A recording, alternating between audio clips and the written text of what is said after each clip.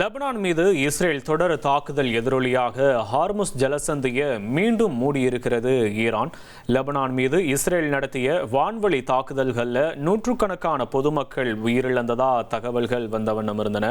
இந்த நிலையில் லெபனான் மீதான தாக்குதலை தொடர்ந்து ஹார்முஸ் ஜலசந்தியை ஈரான் மீண்டும் மூடியிருக்கிறது.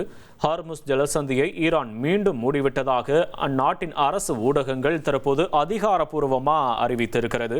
அமெரிக்கா ஈரானுடைய தற்காலிக போர் நிறுத்தம் எட்டப்பட்ட சில மணி நேரங்களிலேயே லெபனான் மீது பயங்கர தாக்குதல் இஸ்ரேல் நடத்தி இருந்தது.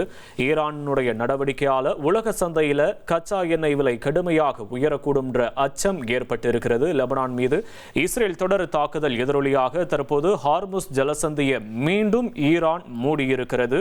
ஹார்முஸ் ஜலசந்தியை ஈரான் மீண்டும் மூடிவிட்டதாக அந்நாட்டினுடைய அரசு ஊடகங்கள் தற்போது அதிகாரப்பூர்வமாக அறிவித்திருக்கிறது.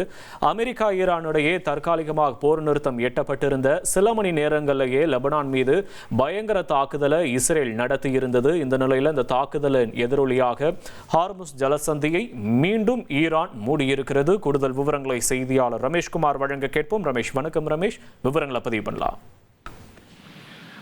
ஹார்முஸ் ஜலசந்தி இன்று மாலை மீண்டும் திறக்கப்பட்ட நிலையில் திறக்கப்பட்ட சில மணி நேரத்திற்குள்ளாகவே அந்த ஹார்முஸ் ஜலசந்தி பகுதியை மீண்டும் ஈரான் மூடியிருப்பதாக தகவல் கிடைத்திருக்கிறது.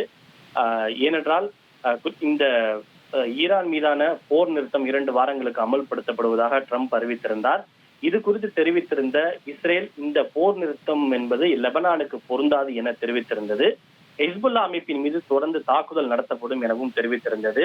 ஆனால் இந்த போர் நிறுத்த ஒப்பந்தத்தை லெபனான் மீறிவிட்டதாக இஸ்ரேல் தொடர்ந்து குற்றம் சாட்டி வரக்கூடிய சூழ்நிலையில் ஈரான் தற்போது மீண்டும் இந்த ஹார்முஸ் ஜலசந்தி பகுதியை மூடியிருப்பதாக கூறப்படுகிறது. இன்று மாலைதான் ஹார்முஸ் ஜலசந்தி திறக்கப்பட்டதும் அந்த வழியாக முதல் கப்பல் கடந்து சென்றது. இந்த சூழ்நிலையில் தற்போது மீண்டும் ஹார்முஸ் ஜலசந்தி மூடப்பட்டிருப்பதால் ஒரு நிச்சயமற்ற தன்மை அந்த பகுதியிலே தொடர்ந்து காணப்படுகிறது.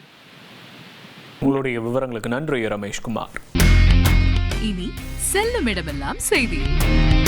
தந்தை டிவியின் வாட்ஸ்அப் சேனலை ஃபாலோ பண்ணினா செல்ல இருக்கும் இடமெல்லாம் செய்தி. இதோ QR கோட் இப்பவே ஸ்கேன் பண்ணுங்க, ஃபாலோ பண்ணுங்க.